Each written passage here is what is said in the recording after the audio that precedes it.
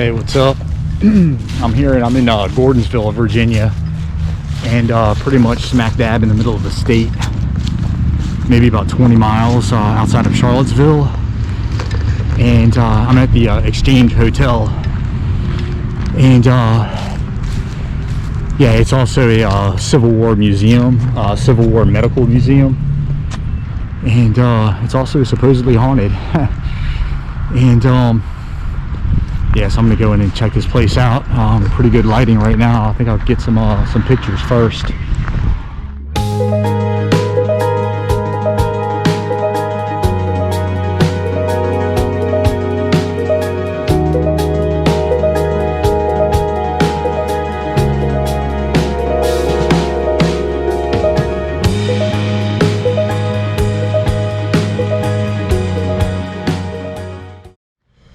Okay, just finished the tour, and kills me when you can't film inside, but might be a good thing. I actually got to walk around and read all the little placards and really see everything. And yeah, this the first floor used to be a train depot, so there were a lot of artifacts, old telegraphs.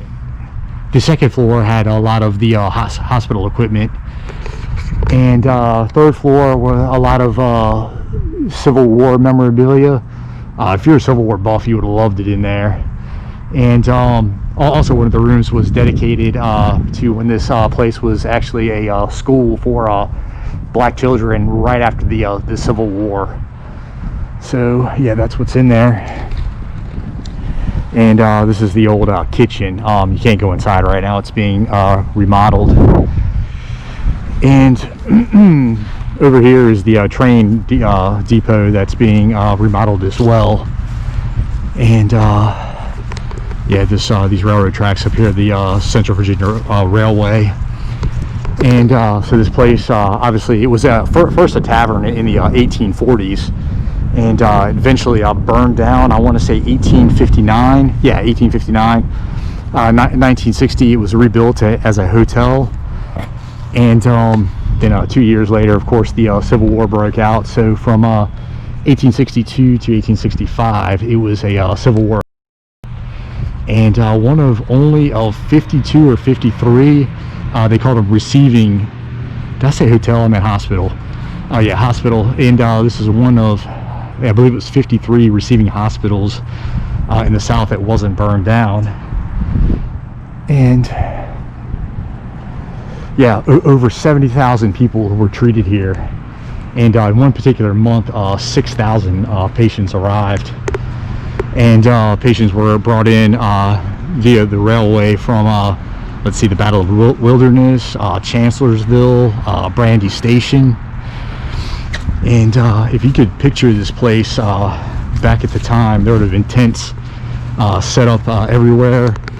And there were 700 graves buried. 700 soldiers were buried behind the house. And in 1870, they were exhumed and they were moved to a church nearby. So, also some more trivia after the Civil War in late 1865. The house was taken over by the federal government. And I forgot the name of the department, but yeah, it was turned into a combination school, hospital, and courthouse for freed slaves. And yeah, children were educated in the morning, adults in the evening. Yeah, also like I say, hospital, and it was kind of a small claims court as well. So pretty interesting. So that was from 1865 to 1868, and then and then it went back to being a hotel. It was a pretty booming hotel for until I think they said the 1940s. Let me go back. Oh, there's a little cannon out there. Yeah, until the 1940s when yeah, I guess the whole passenger train, the whole railroad thing kind of died out, and I guess traveling by car became more popular. Another interesting fact about this place, This is one of the first black entrepreneurial ships for freed slaves right after the Civil War. In the 1850s, this was a really hopping place because it was a crossroads of two different railways, the Alexandria Orange Railroad and the Central Virginia Railroad. Anyway, so slave women used to sell, right here, fried chicken to the passengers, and they would carry the plates on their head, and they would actually pass the food in through the windows.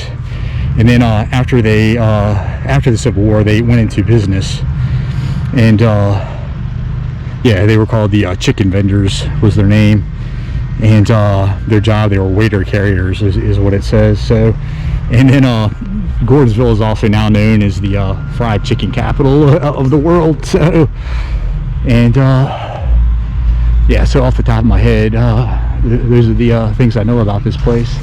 But really cool museum inside. It kills me I can't take pictures, but but all good. So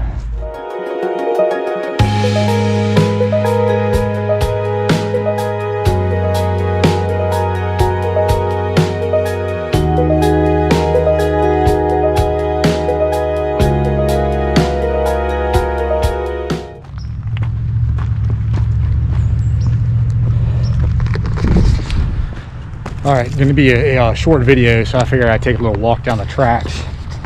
I saw these abandoned rail cars, so I figured I'd come down here and get a picture. And just trying to put myself in that time period.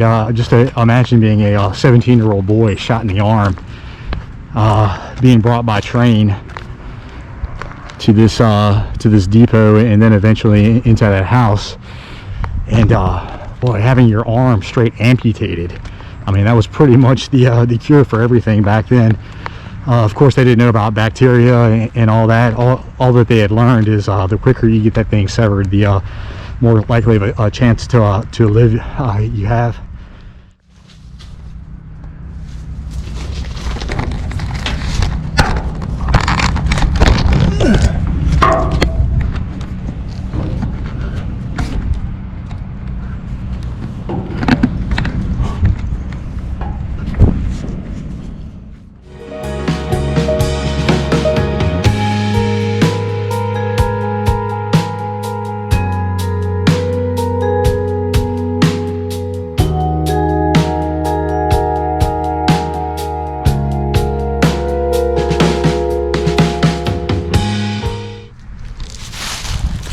All right, back to my car, so peace out.